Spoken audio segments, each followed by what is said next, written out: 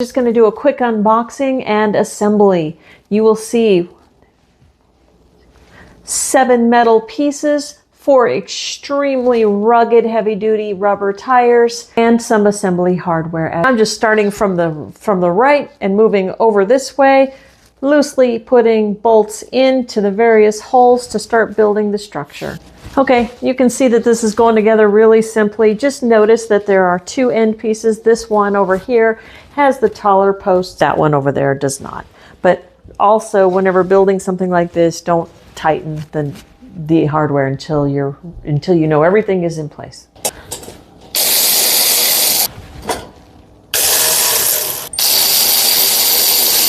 Okay, the next step is put this handle into the positions here with these 2 screws so that we're going to form a handle and a seat.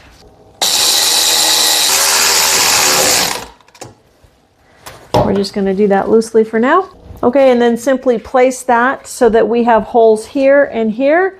We're going to use these 2 guys, one on each side, to attach that. Okay, and then we're going to just push that on, and then we're going to put the nut on, and then we'll tighten it up in a second.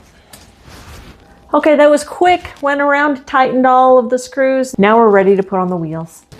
Okay, also, you're going to want to take these 4 rust bolts, feed them in for the wheels from the inside on each one. They're dirty, so you might want to wear gloves. And then also we have end caps for all the exposed openings on all this metal. You can put those in too.